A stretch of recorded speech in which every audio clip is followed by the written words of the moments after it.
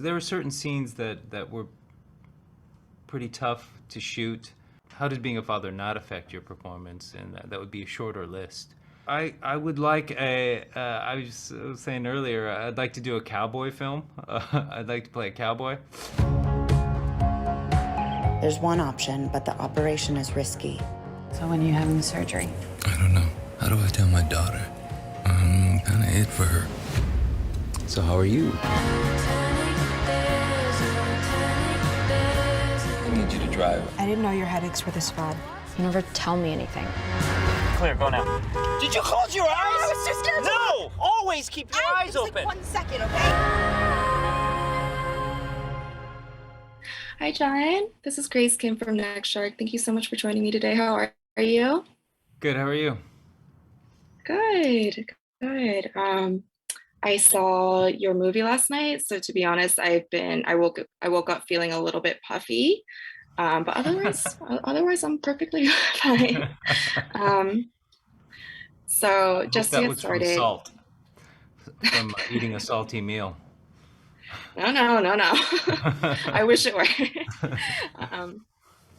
So your movie goes really into depth, exploring the ups and downs of the father-daughter relationship between your character Max and Wally. And so what I wanted to know first was, as a father, how has your experience at home influenced your performance in the movie? Yeah, I mean, I think the easier answer is how did being a father not affect your performance? And that would be a shorter list. And that, it really permanently alters who you are and how you think about things. So this was a really easy role to imagine myself doing. And it was helped by, the casting of Mia Isaac, who felt like she could be my daughter, looked like she could be my daughter, and we just had a very familial vibe right from the get-go. So it was, and I was very protective, paternal in the sense that it was her first feature, and was keen on ensuring that it went well for her. Obviously, the film was a real tearjerker. We knew that going in, even just with the trailer. How was it like for you emotionally to film some of those harder scenes? Yes. Yes. In particular, I would say there were certain scenes that were pretty tough to shoot.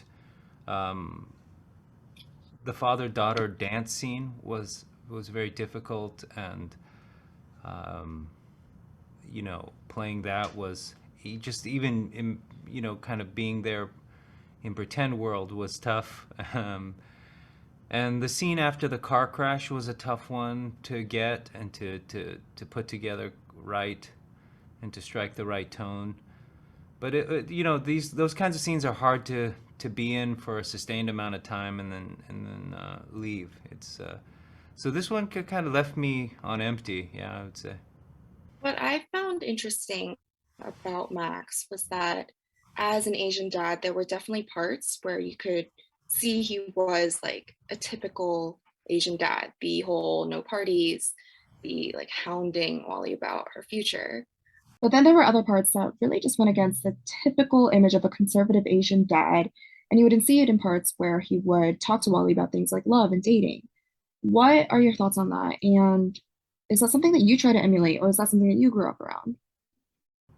Well, that wasn't my experience growing up. I had probably kind of the stern, stereotypical father. Although our relationship is not that anymore, as we're both grown, or rather, I'm grown.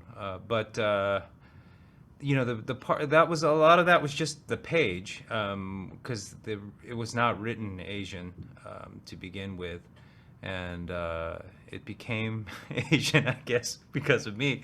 But I thought about it through that lens too, though, initially, and for me, this felt very authentic because of the circumstance, which is to say, I think he wants to be an authoritarian figure.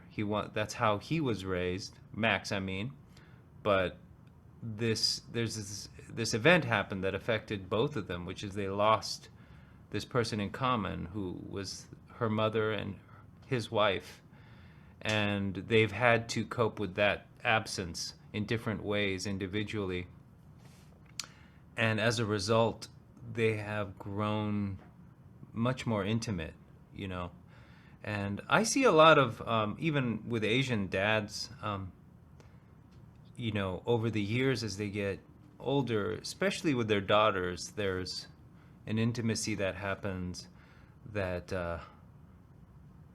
as they get older, that they didn't have when the dad was trying very hard to, quote, teach them, you know, or prepare them for independence. You mentioned the fact that he wasn't written Asian, and it's very clear when you're watching that he definitely doesn't fit into the type of role that's typically given to Asian American actors.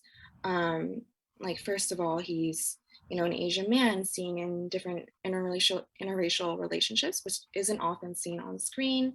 And there's also the fact that he's involved in casual relationships, which is something that Hollywood has received criticism for not presenting Asian men as people that are desirable. So I know that you've been like very outspoken about these issues, and so I wanted to get more on your thoughts on what that was like portraying this kind of character. Yeah, I mean, I guess all of the stuff in there felt authentic. It was things that either I'd seen or was in, you know, kind of very close to having seen. Nothing felt wrong to me. And in terms of what Hollywood has done or how Hollywood has portrayed Asian men, you know, my general feeling is that kind of the narrow version of the world that Hollywood has traditionally presented over most of its history has been a fiction, and the more diverse world that we're presenting, that's the real authentic world, and that's the thing that feels more natural and actually easier to portray in that I don't have to change anything. And this feels like real life, and what I grew up seeing on television and in movies, that was the fiction. Throughout your career, you've definitely accumulated a lot of first Asian titles to your name.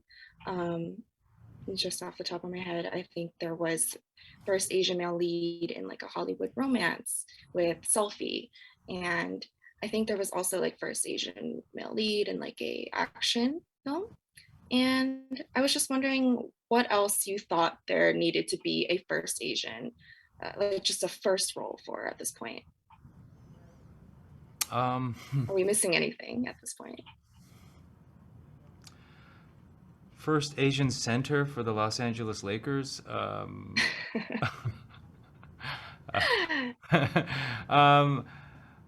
don't know. I would like I was saying earlier, I'd like to do a cowboy film. I'd like to play a cowboy, so I'd like to see it Asian-Western. But you know, the first I look forward to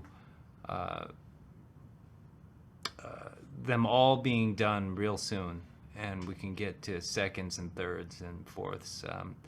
I want to get rid of them all, and hopefully that happens in rapid succession. And the other thing that I hope for is that we see firsts that we hadn't even conceived of yet. You know, because what is, you know, I'm from another generation, and the first I'm going to think about are really anachronistic. And I look forward to people of Mia's generation thinking about first and expanding the definition of what Asian American cinema is and what Asian American characters are to the point of non-recognizability.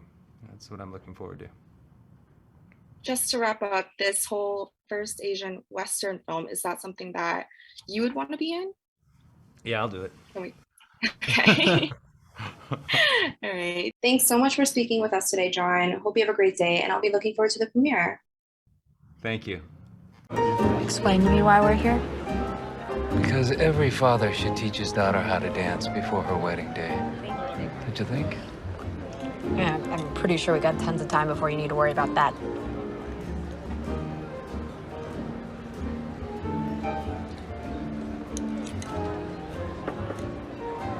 Is this about her? Because it's not like I'm gonna pick her over you or something.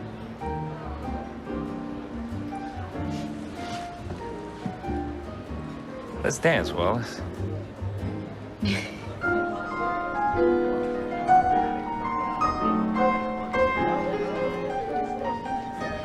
don't know what I'm doing. It's okay. Can I just stand on your feet like I did when I was a little kid? You actually never did that. You always chose to be difficult. That doesn't sound like me at all. Oh, doesn't it? Doesn't sound like you. Come here. Trust yourself.